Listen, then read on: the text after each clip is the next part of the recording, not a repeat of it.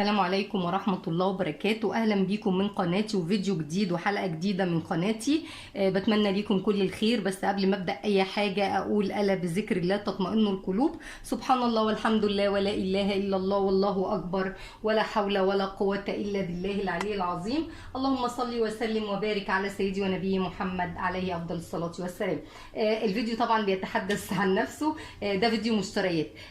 بس أنا بصراحة اللي خلاني أطلع أعمل الفيديو ده مش عشان اوريكم المشتريات على قد ما انا عايزه اقول لكم عن ان احنا الشراء من الشركات الادوات المنزليه بتاعت الاونلاين. بصراحه انا اشتريت الطقمين دول، ده تيفال وده جرانيت.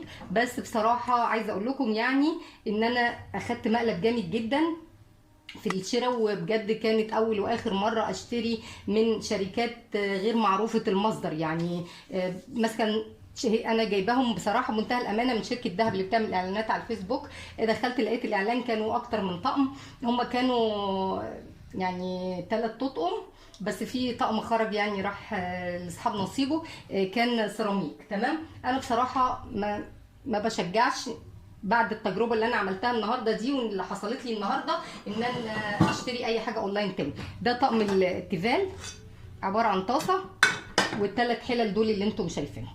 اولا الطقم يعني كوزن مش حلو، يعني خفيف يعتبر. تاني حاجه ان هو بيقشر. لو انتم ملاحظين التجريحات اللي في الطاسه انا استخدمتهم طبعا قبل ما اقول لكم، يعني علشان بصراحه قلت قبل ما اطلع اتكلم عن المنتج يبقى انا واقفه على بينه يعني. فبصراحه اهو كمان في الحله بصي شايفه الحروف دي كده، انا كمان بغسلها بالسبونشه مش بغسلها بسلكه. فبصراحه ما عجبتنيش جدا، وكانت اول مره ان انا اشتري حاجه اونلاين من المنتجات دي. فدي بالنسبه لطقم التيفال. طبعا هو كان 3 حلل، ال3 حلل دول مقاسات، انا ما كنتش عايزه مقاسات كبيره بس هو جاي كده يعني انا ما طلبتش. تمام. ده بالنسبه بقى لطقم التيفال. ده الجرانيت.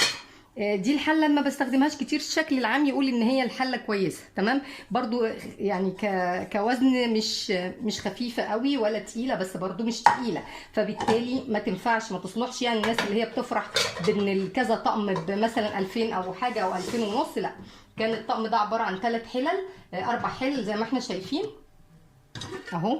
بصي اهي، شايفه دي بقى اهي، يا رب يكون الكادر موضح. الخرابيش باينه في الكادر. شايفه كل ده مع ان انا غسلها بسبونشه مش غسلها بليفه سيرك او اي حاجه.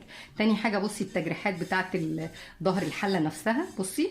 فلا ما حدش يعني ايه يخيب خيبتي ويشتري منتجات اونلاين خالص بجد. هو انا كنت فرحت ان هم 3 اطقم او لا كانوا 4 اطقم، بس التانيين راحوا لاصحاب نصيبهم برضه. تمام. كان طقم المونيا وكان الغرض ان انا يبقى عندي طقم المونيا كبير شويه. الحلل بتاعته جت ميني حلل يعني. بصوا التجريحات عامله ازاي. لا فلا ما حدش يجرب التجربه بتاعتي دي خالص بجد، لانه فكره مش حلوه ابدا ان احنا نشتري حاجه مش ماسكينها بايدينا. وبصراحه لما انا جيت ارجع المنتج يعني ايه صعب عليا المندوب وكده، فيعني ما رجعتهاش. انا كان المفروض ان انا ارجع المنتج ده كله بس ما رجعتوش بصراحه. كل حاجه بقى كل شيء اسمه ونصيب. بصي دي بصي شايفه التقشير بتاع الحاجه، الخامه اللي هم دهنينها بيها بصي شايفه. فبصراحه لا يعني لو انت ملاحظه بصي على ايدي حاجات سودا كده.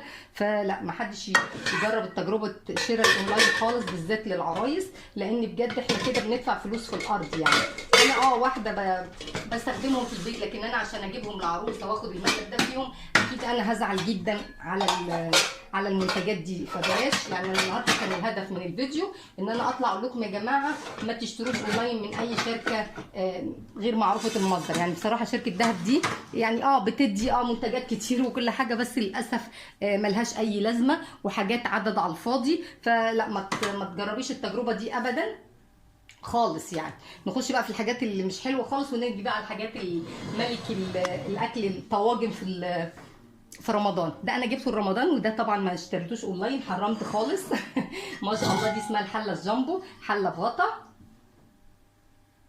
كنت كنت بالقدر عند الدكتور، وبعدين لقيت حد وقف بتاع فخار يعني، فعجبني الخامه بتاعته ما شاء الله، وحتى الرسوم حلوه، وكمان هو معمول بالعسل يعني محروق بالعسل. الميزه اللي فيه ان هو محروق بالعسل، فيا رب يكون واضح معانا في الكادر. كده تمام، شايفين؟ فبصراحه الرسومات اللي عليه عجبتني، وهو كمان كاستخدام بيبقى طعمه حلو جدا في الطواجن. احنا عارفين طبعا طاجن المحشي، طاجن الكوارع، طاجن ورق العنب بالكوارع، طاجن اللحمه بالباميه الضاني، الباميه باللحمه الضاني، اعذروني، طاجن اللحمه طاجن الباميه باللحمه الضاني جميل جدا بيبقى في الطواجن. بس كمان عايزه اقول لكم نصيحه مني، لما تيجي تسوي في الفخار ما تحطيش الفخار مباشره في الفرن، صينيه المونيا وتحطي فيها الطاجن بتاعك، ولما تطلعيه تسيبيه زي ما هو على الرخامه، ما تشيليش الطاجن من الصينيه عشان ما تعرضوش لسطح من سطح سخن لسطح بارد فيحصل لا قدر الله عمليه الانفجار. الطاجن ده كان جميل جدا بصراحه، وسعره ما كانش غالي يعني، كان ب 100 جنيه. دي اسمها حله جامبو. وده جبت الطاجن ده، انا عندي حوالي 5 للزبادي فكملتهم 6. وده طاجن برضو لأم علي، حاجات زي كده جبته برضو لان انا عندي منه 4، فجبت واحد يعني ايه، واحد من ده تكمله العدد اللي عندي. ده كان ب 10 جنيه وده كان ب 5 جنيه، والطاجن ده كان بايه، ب 100 جنيه. بصراحه دول بجد اشتري على عيني وامسك الخامه وابص فيها وكده، لكن اشتري تاني اونلاين لا، ما مش هعيد التجربه دي تاني. وكان الفيديو النهارده الغرض منه ان انا بقول لكم ما تعيدوش تجربتي، يعني ما تحاولوش تجربوا ان انتوا تشتروا. شير وسبسكرايب للقناه، ودعوه منكم بظهر الغيب ليا ولكل مريض. ده كان منظر الطقمين، جريل مع الطقم الجرانيت، وطاسه مع الطقم اللي هو التيفال. طبعا زي ما احنا شفنا المنتج قدامنا مميزاته وعيوبه. يعني المميزات بتاعته الوحيده فيه ان هو المنتج يعني عايزه اقول لكم ايه، رخيص الثمن. فطبعا اي حد عايز يشتري حاجه اونلاين تكون رخيصه بجد وغلط غلطتي ما يكررهاش، هي دي الفكره. انا طبعا يعتبر برضو الغلط مني انا، لان انا فرحت ان الحاجات رخيصه، يعني ففعلا الغالي ثمنه فيه.